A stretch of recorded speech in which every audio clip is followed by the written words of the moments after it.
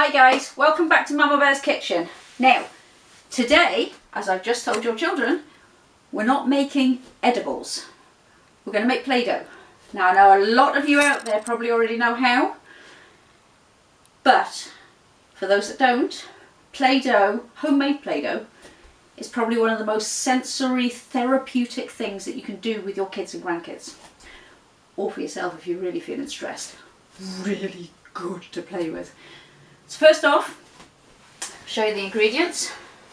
There's not a lot. Majority of these are in your store cupboard. Oil. Now I've got vegetable oil, but any not too strongly scented oil will do. I wouldn't recommend olive oils. Got quite a strong taste, quite a strong smell. Not that we're eating this, but we have flour. Now I've got plain flour here. That's right. My able assistant tells me that I got my labels back to front. This is actually the corn flour or corn starch, depending on where in the world you are. Salt, just ordinary table salt that you'd sprinkle on your dinner. This is the flour for which I have plain flour, but you can use either. Plain flour if you're not English. Plain flour has no raising agents in. It's your standard all-purpose flour. We also have a scent, just like a food color, food essence. This one's lemon. And we have some food colouring. Now I've got gel here because, quite frankly, I've raided my eldest daughter's cupboard because I've run out of the food colouring, and just some nice hand hot water. Now, not everybody has food colourings or essences in their cupboard. If you're not a baker, I wouldn't expect you to. What about jelly? Have you got any powdered jelly? People who are diabetic will undoubtedly have some form of sugar-free powdered jelly in their cupboard. What about angel whips, like your whipped puddings? Brilliant. Not only do you have a little bit of colour for it, but you also have the scent and the flavour. God forbid your kids decided to eat this. If you need colour and you happen to have some powdered paints lying around, you could use powder paint. But if you use powder paints, don't put any scents in. Powder paints have a very, very strong aroma. One thing, they'll deter the kids from eating it. For the most part, these are all non-toxic, so even if they do eat it, don't worry about it. It's coming out the other end, but you guys are not going to enjoy the experience. Now, my able assistant is whispering something behind the camera that I've forgotten about, so speak up. Kool-Aid if you are in America, or if you can get any in England. Like from the USA shops. There's all sorts of things you can use. You've just got to experiment. If something smells nice to you, try it. Herbs, awesome. Plain Play-Doh, chop up some fresh herbs, bung them in. What a sensory explosion. Now, I am making the Play-Doh with salt.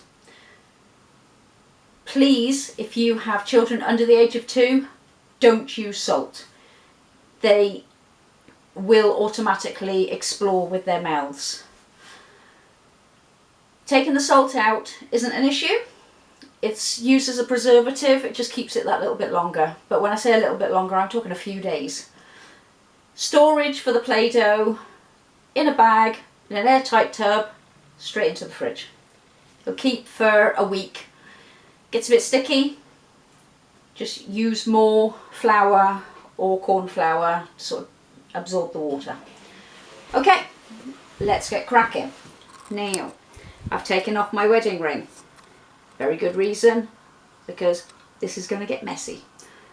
Nothing that we're doing today couldn't be done by your child. Excellent, excellent. Get messy, get stuck in, enjoy it. It's good for gross motor skills, fine motor skills, sensory explosions. So easy. Fork, bowl. That's literally the only tools you need. So we'll start off with some flour. There are no measurements on this. It's as much as you need at the time. If you only happen to have a small amount of flour, only use a small amount of flour. It's all down to your budgets. Actually, especially good if you happen to have some flour that's past its best. Past its best before date or whatever. Because you're still putting it to use, but obviously you wouldn't be eating it. So, just have some salt. Just literally going to sprinkle some in. Just mix that round, just so it's a evenish distribution. Evenish. I don't deal in all of these exact recipes. Okay, so make a well in the middle. You've got your hot water. Now I have actually made this just a touch above comfortable for my hands. Straight out the kettle, not boiled water incidentally. Pour some oil in. The hot water will warm up the oil and help make the dough more malleable. Now I'm not saying you're using all of this water. I mean, there's about 600 water and oil in there, so that's quite a lot. Now, pour the oil and water mix into the middle. If you pour too much in, don't worry about it. It's only going to be sticky. It's not going to blow up. You just add more flour or corn flour. I'm using lemon, and believe me, this is nice, strong lemon essence, so I'm not going to need a lot of this. You use whatever you got in your cupboard. You could even use cocoa powder or ground coffee. Just about anything really, if it smells. Milkshake powder is awesome. And finally, we're going to add a splash of this gel food colouring. Many thanks to Cheyenne for assisting on this. Never used the gel stuff, so I'm not quite sure how much we need. It's adjustable later on though. Obviously, the more you add, the stronger the colour. So, and we just mix. And then gradually mix the flour in. This is the clean part of it. Bring it all together. You see, it's sort of a pale baby blue at the minute. Oh, you can already smell the lemon essence coming through.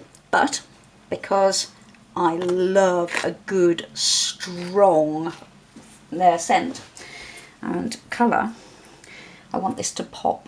So I'm going to put some more. Yeah. Doesn't matter how much you put in. And more oil, essence, because this actually is a lemon oil. You can see it's greasing up my fingers. And we need a little bit more of the oil and water. Because we've got a lot more flour to put in there, mix in. Look at that colour. And the scent is amazing. And the more you work this, the more the scent is coming out. So, it's getting sticky now, so I'm going to use my fingers. This is where it gets messy. I had, incidentally, already washed my hands before we started. I would encourage your children, before you do anything like this, because as you know, whatever you do is going in their mouths. So try and keep it as clean as possible. Once it lands on the floor, there's not a lot you can do about it, and you've just got to be swifter than they are to pick it up. But mix it around. Oh, it's so therapeutic. It's like making bread, only without the strong yeasty flavour. Now that is quite sticky, and you can see how the blue hasn't quite spread through.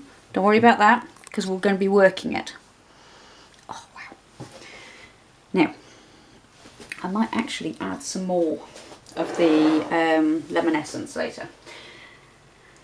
Some people use more flour on the worktop.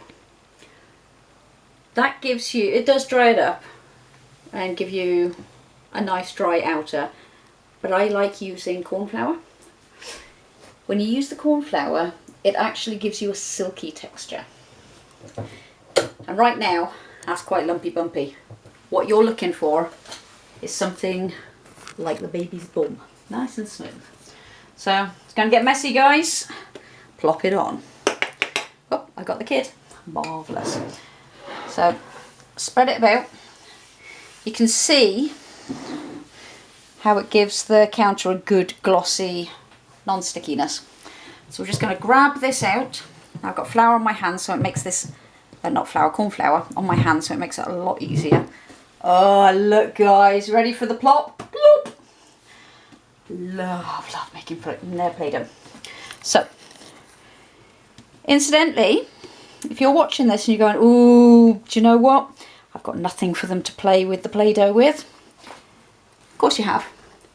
You've got knives in your drawer, spoons, forks, you've got wooden spoons, you've got pans, you've got plates, you've got a counter, rolling pin, cups. It doesn't matter what. Children will use whatever their imaginations choose to play. Just because you don't have the prescribed little piece of plastic or metal does not mean to say that this isn't for you. Oh wow, the smell of that lemon is coming through beautifully. And you see now that I'm working it around and around and around. So supporting with one hand, doesn't matter whether you're left or right handed, pick your non-dominant hand to support the dough. Then use the knuckles of your dominant hand and bring the dough over and in, kneading it round. And you can see already how it's smoothing out. Just keep replacing the corn flour underneath it. Incidentally, if you don't have corn flour, you can use normal flour. It just won't be as silky at the end. And can you see how the blue is merging in a lot more? It's less veiny than it was when we got it out. So here we go. And you're stretching the dough just like you would with bread. And you're making it, oh, it becomes a beautiful, warm, malleable plaything. I have seen adults in the nursery sit for ages with a ball of Play-Doh, watching it as it moves between their fingers, absent-mindedly watching the children with a ball of Play-Doh in their hands, just manipulating it. Very, very relaxing. As I say, it's a sensory experience. So what do your children like? If your children are into sparkles, add some glitter. Don't use the edible stuff. Unfortunately for this, edible glitter is no good because it gets wet and it just mixes in with the dough. Let's have a smell. I think I need a little bit stronger for the lemon because that's just me. And I think, and you can see, looks like I'm almost done with this. And I am, I could end it here. But, you know what? Put that in the recycling. See, it's just in the middle there. Not doing anything special to it. Add a little bit more of the gel. Because we all love a strong colour, don't we? So, there we go. All I'm going to do, oh actually I need a bit more corn flour. Some more corn flour on the table. all around. And all we're going to do is continue the same method of kneading. Just carefully keeping the oil and dye in the middle. And as it spreads itself out, we can start pushing it in. If your knuckles get wet, add a bit more corn flour. Just keep on going. Keep on working that through. Oh, it's quite satisfying. You see how it's worked through already? Keep the flour underneath it, otherwise you're going to find it stuck to the counter, and there's nothing worse than trying to get dried Play-Doh off the counter. You end up having to soak it for hours on end. So yeah, you could add sparkles, you could add little bits of confetti, you could add, let's think, little animals. You could add, if your children aren't allergic, you could add whole nuts, so they've got to find them. There's all sorts of things you can add. And you don't have, you could make a full batch without adding any colour or scent to it, and then just split the mix. And just as you've just seen there, put your chosen colour and scent into the middle of your small ball. Say for example you had 3 balls. You could make a ball out of each, put a well in the middle of each, just add a different colour and scent to each, or have a white ball, have some, you could put some orange peel into one, and the oils from the orange peel would ooze out as the children are working it, and they can then pull it out. If they're big enough, they can just peel them out. So anyway, continue. Look at that, it's just coming straight back together again. You see the marbling now, how far the blue has travelled. And before you panic, there's not a lot of blue on my house. Yet if you were to put that anywhere else, that blue would stain. But it's being pulled into the flour and that. So satisfying. But as I say, children who are likely to put it in their mouths, please don't put the salt in. Salt is very poisonous for young children, and I don't want anybody getting an upset tummy here. When it comes to like Christmas times, if you want to do something themed, use the Christmas spices. Put some cinnamon in. If you put some gritty ones in, they'll be able to see it as well as smell it and feel it. There's nothing about Play-Doh that doesn't touch all the senses. If you listen,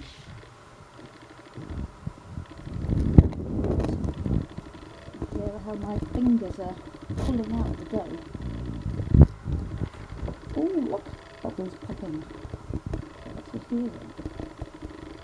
Sight. How great does this look to you? That's how far we come, like. Nothing on the counter. I'm just working it now. Great colour. Choose the colour that your children like. Choose a scent that is stimulating. Something tempting. Whatever sort of smells your children like, or might intrigue them. Obviously you can see it's tactile, so there's your touch. And if they're older, then obviously they'll not be tasting, but the younger ones will, which is where things like chocolate powder, milkshake powders, powdered jellies or jello if you happen to be American. Sherbet, always a good one. These sort of things take it to the next level. And then look at that. That is so smooth. Can you hear it? Wonderfully tactile and smooth. And not wet at all. It's a little bit tacky, but that's where you want it. Look, peels straight off the counter. There's no flour on the counter anymore. Satisfying. Thud. Plop. It's great. Now, you see how there's very little veining? There's a little bit there. But the more it's worked, the better it'll get. As it rests down, because we've stretched it now, as it rests down, it will spread out a little bit. But by that time, your kids will be all over this like a rash. Or you'll have taken to the sofa watching the TV, playing with it. This, to you and me, is something that we eat with. To a kid, it's something that makes patterns. Or they can stab in it. Or you can teach them twisting. Look what happens when things twist. How it's stretching up and around. Oh, it's just tearing off. So much language is available from making Play-Doh. Talk about how it feels, how it smells, how it looks. What are they going to make with it? What are they going to get some animals to walk through the dough? Talking of which, any of you who have children that are doing any kind of occupational therapy to strengthen up their fingers, dyspraxic children especially, one of the good tips for workouts for the kids is get yourself some little currants, raisins, small beads, anything like that, and just, obviously if it's small beads, please be careful with younger children. Put the bead on and get them to push it in. And again with the next one, then move to the next finger and push it in. And then the next finger and push it in. And again, and don't forget Tommy thumb. And you're pushing the beads in and you're actually helping them to strengthen up their digits. So anyway, there you go guys. We have a very nice new sticky, oozy, twisty, gooey, unctuous toy. This is for the children, not for you. And look, I've been all in that dough. My hands are clean. There's no glue. There's only a little bit of dough stuck under my nail. And it just comes away. And it feels silky. And just like, oh, I can't describe this. You describe it. Tell me in the comments below what you think of this. Make it. Tell me what your kids say. Give me the words that they use and help them find new words to describe it. Help them take their animals for a walk or their cars for a drive. Use it as a backdrop. Get some more food colouring and paint with the food colouring. Then when you're done, you just mix it in and then you've got a fresh palette for the kids to play with. So much can be done with Play-Doh, and this piece of art is good for probably about 4 or 5 days if it's got the salt in. Maybe not as long without it. But remember, store it in an airtight pot, keep it in the fridge, and you should have this for a good few days. And remember, just because you don't think it's a tool doesn't mean to think to say that your children won't see all sorts of imagination happening with it. Okay, so right, thank you for stopping by. Mwah! Enjoy making Play-Doh. Bye!